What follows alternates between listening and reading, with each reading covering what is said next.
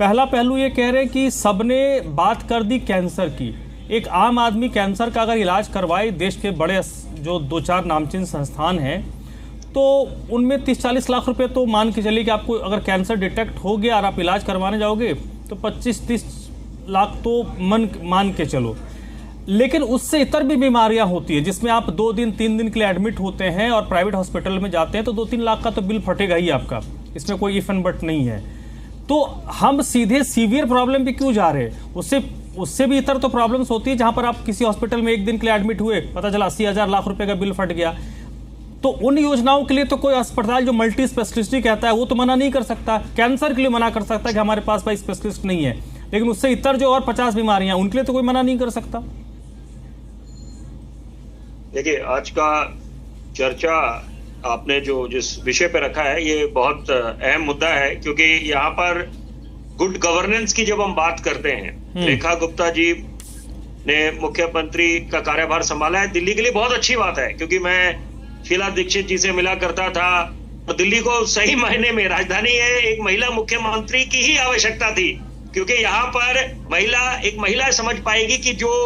मूलभूत समस्याएं हैं उसका कैसे निवारण हो, उसका कैसे समाधान निकाला जाए। तो ये अच्छी बात है। नियत और नीति ये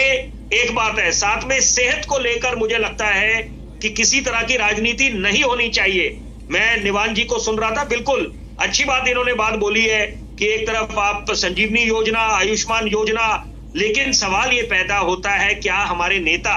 सम्मानित नेता एक मंच पर बैठने को तैयार है? क्योंकि यहाँ पर देखिए राजनीति भी चमकानी है, सियासी रोटियां भी सेकनी है, और ये तो देखिए ये बात सब पे लागू होती है, कांग्रेस में भी लागू होती है। कांग्रेस का तो एक सरनेम दौर था।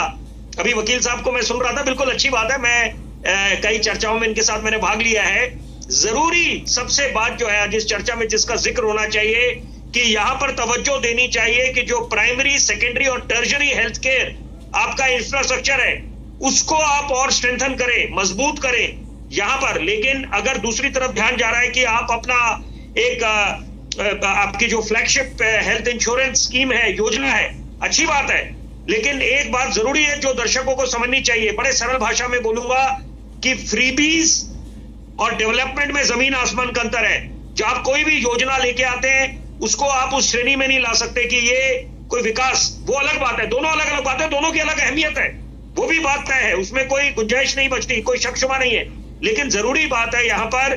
कि सेहत, क्योंकि कोरोना काल में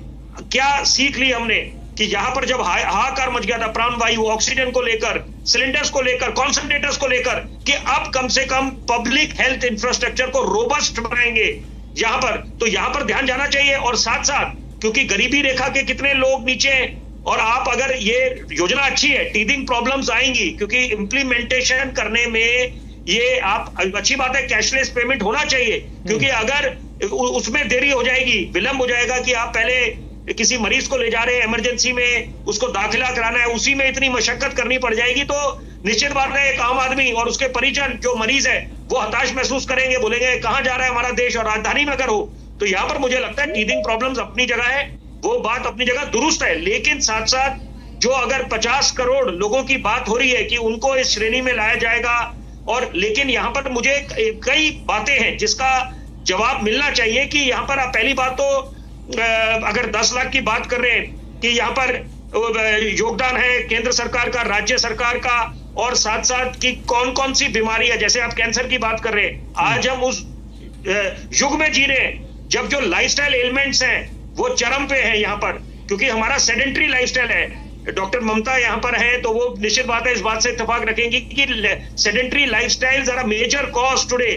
कि यहाँ पर आज जो हम पहले नहीं होता था, ये नहीं बोलेंगे कि पहले हवा पानी दूसरा था, अच्छा था, लेकिन यहाँ पर आजकल का जो लाइफस्टाइल है वो भी बहुत बड़ा कंट्रीब्यूट करता है। तो यहाँ पर अभी इस समय ध्यान केंद्रित होना चाहिए कि आप अगर कोई योजना लेके आए हैं उस पे इम्प्लीमेंटेशन कैसे होगा, क्योंकि आपकी नीयत अच्छी है, नीति अच्छी है, और सेहत को लेके आप प्राथमिकता दे रहे हैं, लेकिन साथ साथ मद्देनजर रखना है कि आपको पारदर्शिता भी बनानी है। और मैं मिसाल के तौर पे जरूर बोलना चाहूंगा